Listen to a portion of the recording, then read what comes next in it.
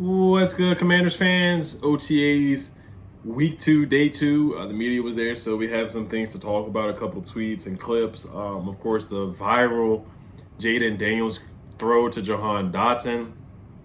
That was a beautiful pass. Just dropped it right in the bucket. That's the clip that you guys see before this video starts, and that's what we've been talking about. Just that throwing motion, the catchable football, the beautiful spiral, the touch down the field. You saw the passes to Malik Neighbors in college, the passes to Brian Thomas at LSU, those beautiful slot fade passes from Jayden Daniels, and he's just showcasing that right now. He just throws a beautiful ball. The mechanics are the same every time. It's just textbook.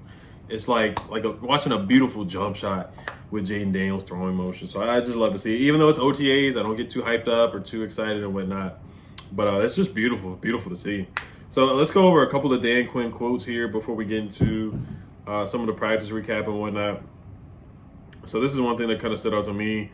Dan Quinn says, quote, "We're trying to find out what unique things a player has." Now, JP Finley says that Dan Quinn with an interesting comment about Emmanuel Forbes getting some work as a punt returner. So, they're just trying to try different things. He did say something about the depth chart where you don't want to take too much stock in it right now. I'm paraphrasing right now, but they're just trying to figure things out.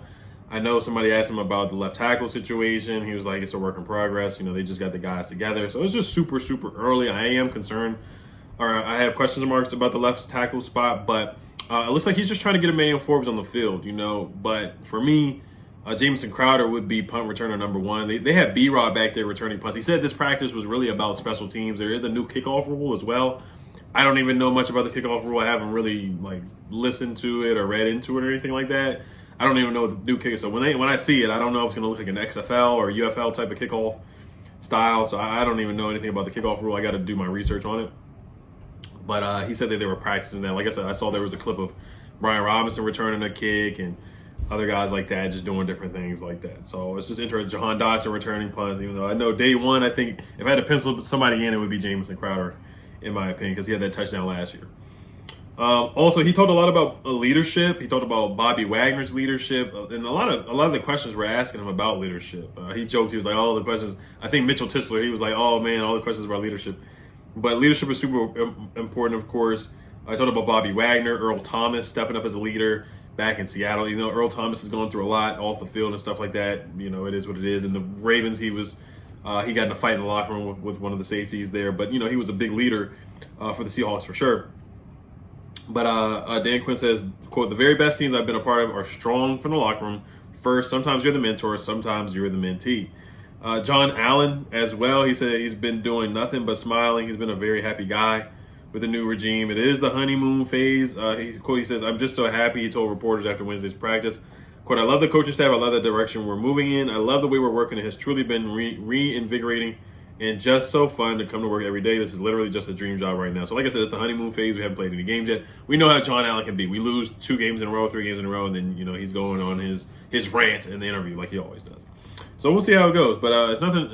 It's a honeymoon phase, and it's time to be optimistic and all smiles at this point. Shout out to Seawall Sports. I've talked with her before. I met her at the Wizards game because she is a Wizards beat reporter, or does reporting for the Wizards like myself. On Twitter, her name is Seawall Sports, Candace. She said that Joe Witt Jr. had to go to a graduation today, so he was not there. Cliff Kingsbury got to take advantage of that. Just speaking of being vocal, they did that bags drill again, just bringing energy to practice as well. Just looking at some of the clips. John Allen also said everybody has something to prove, and we're all pushing towards the same direction. All right, so let's look at Zach Selby's notebook here, just talking about some of the guys that stood out today in practice, some guys that played well. Like I already said, Emmanuel Forbes, Brian Robinson returning kicks. They were catching kicks today. Marcus Mariota and Jayden Daniels delivered some daggers during 7-on-7 drills. Mariota was the first to torch the defense, throwing a shot to Terry McLaurin as he ran free down the sideline after beating the quarterback on the play. Terry McLaurin was talking some trash on that play as well. Jayden Daniels was up next, dropping a dime to Dotson over the corner, covering him. That's the play that I talked about and that I showed in the beginning. And then also the Zach Ertz catch. I showed that in the beginning as well. Veteran Zach Ertz still has hops. After Daniels passed to Dotson, he targeted the tight end near the middle of the field. The ball was a little high, but Zach Ertz leapt in the air and fully extended himself to secure the pass. So let's see what Zach Ertz does. I'm kind of excited to see what he does. I know people call him and joke, they say no yak Zach, because he is older. He's been through a lot of injuries and whatnot. This is the tail end or the last chapter of his career. So let's see what we can get out of him. But I do like the combination of him and Ben Sinnott.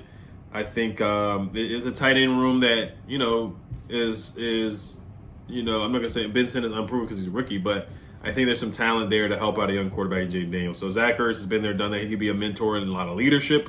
Like Dan Quinn talked about, is familiar with the Cliff Kingsbury offense as well. So that was a good catch by Zach Ertz. Also, as Zach Selby says, there were some positive moments from linebacker Jordan McGee, who broke up 2 passes in 3 plays. That's the rookie there, man. Jordan McGee. A lot of people are saying that he's looking strong as an ox out there as well. He said the rookie still has much to learn, but plays like that show that he is making progress. So good to see that from Jordan McGee, who was our 5th round pick, if I'm not mistaken. And he's a good pass rusher as well. He gets to the quarterback. I remember at Temple, he had a single-digit number, and you have to be really, really good to get a single-digit number being a linebacker. Zach Selby also said De'Ami Brown made an impressive touchdown grab in the corner of the end zone over Forbes during red zone drills. Although Brown had to double clutch the pass from Mariota, he still managed to get both feet in bounds and make the play. So I don't like that he double clutched it, but it was a tough catch from what I heard. So that's good to hear from De'Ami Brown. De'Ami Brown always plays well in OTAs and training camp and stuff like that. We just got to see it happen in the games. That's what we got to see. And a good pass from Mariota as well. There were a couple more highlights from Washington's defensive back near the end of practice. Caillou Blue Kelly nearly had an interception but couldn't keep both feet in bounds. Linebacker Anthony Pittman, however, did manage to grab a turnover off a tip pass. I did like the signing of Anthony Pittman. I thought it was a solid signing to get another linebacker. And then Caillou Blue Kelly, we'll see what he does at the cornerback position.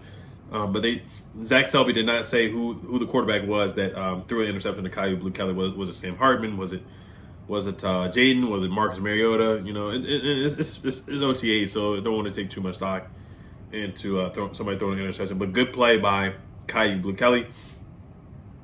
He did also confirm that Dan Quinn did confirm that we are practicing against the Dolphins this year, which I can't wait. That's going to be super, super exciting, man. I can't wait to see, Tyreek Hill against the guys.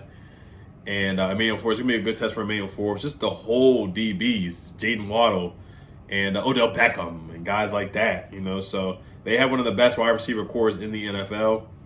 So we'll see what Michael Davis, Emmanuel Forbes, Ben St. Juice, they will be tested for sure. Please don't put Quan Martin single coverage on Tyreek Hill in practice. Those practice, that's the time to kind of do it. But still, just don't make the mistake again. Don't make that Ron Rivera mistake in practice because we know what happened last time.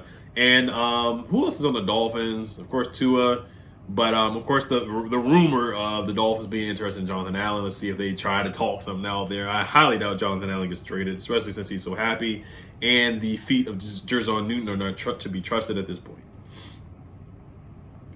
All right, let me see if there's any other quotes here that stood out. Jonathan, he's so happy.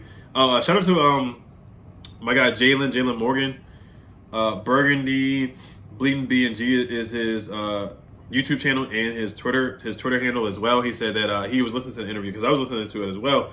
But he was sharp to point out that Brian Robinson said that they're going to have that if he had to identify the offense this year or talk about it, that it would be an up-tempo, no-huddle offense that they're going to have this year. I don't know if they really wanted Brian Robinson to say that in the press conference today and kind of give tips, but we know what Cliff Kingsbury likes to do. Like DeAndre Hopkins lined up on the right side of the field 95% of the time one year.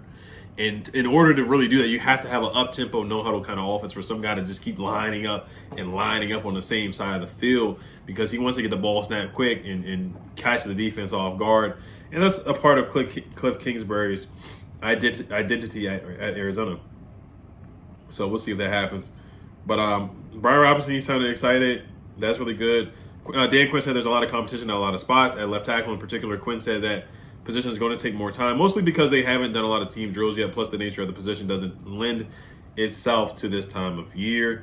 Quinn said Bobby Wagner does a little of leading by example and talking with teammates specifically. He does it his own way as a leader. He's a ball player first, but he gets to pass on his knowledge to younger players. And that's about it. Yeah, return of the kicks. Jahan Dotson making an awesome catch and an awesome pass by Jayden Daniels. Marcus Mariota making a nice pass to Terry McLaurin as well. And John Allen just being happy and whatnot. He said that Bobby Wagner brings a winning mentality to the defense as well. And Allen said he prides himself on being one of the first people in the building. Jayden Daniels has been beating him to the building. So I love to hear that. First one in, last one out from Jayden Daniels. He's just been a sponge. He's been learning. And a lot of beat reporters have been saying that Jayden Daniels has a plan to get better and improve as a young quarterback. So that's great to hear, too. Let's see here. There's one thing about Terry McLaurin as well that he said. JB Finley says Bobby Johnson has an elite O-line coach voice like he eats a bowl of gravel for breakfast. We'll see what happens with Bobby Johnson. I think he was the worst hire out of all the hires, or the most underwhelming hire out of all the hires. But let's give him the benefit of the doubt and see what he does with this group. And then Jayden Daniels, when he made the pass, everybody on the sideline said good ball 5. Also Terry McLaurin, when he had the catch on 7-on-7 from Marcus Mariota. Terry excited coming off the field as he saw a corner sitting on out route and said, "Oh, we got something for that." So Terry McLaurin was cooking and talking trash too. So I love seeing that dog, the dog in him. You know, Terry McLaurin certainly has that dog in him for sure. So that's about it, man. Marcus Mariota, he said something as well, which kind of like reflected his time in Atlanta, where, you know, some people said that he kind of quit on the team and stuff like that when he got benched. But this is, he said that, Marcus Mariota said the passion is still there, and to be honest, there are moments when it wasn't there, but being around the staff, you find the love. So, yeah, I mean, you know, the quarterback show, it was like QB1 or the one on Netflix, and people said that Marcus Mariota was upset when he got benched for Desmond Ridder. So there has been a roller coaster ride for Marcus Mariota. Being the number 2 pick of the draft, he can come in and be a great mentor for Jayden Daniels and just kind of show him some of the things that he's been through being the number 2 quarterback, being a number 2 pick in the draft, some of the ups and downs and just kind of things that, you know, maybe he did wrong that Jayden can do well, and just learn from some of the mistakes that Marcus Mariota did or some of the good things that Marcus Mariota did. Marcus Mariota did win a playoff game, so there's some things that he can show him. And he's a mobile quarterback, so there are some things that worked and did not work for Marcus Mariota throughout his career. So so it's interesting to hear from Marcus Mariota there as well. All right, you guys, that's about it for day 2. I'll possibly do like a who stood out kind of thing towards the end of the maybe like Friday, maybe Friday, Saturday or something like that for the Memorial Day weekend. Just give you guys some content for Memorial Day weekend. If not, then I hope everybody enjoys their weekend. I'm definitely going to put something on the grill. I should be on here before Monday, though. I definitely should be on here. But I'm definitely going to put something on the grill, too, for sure, for Memorial Day. All right, you guys. Health Commanders. Peace.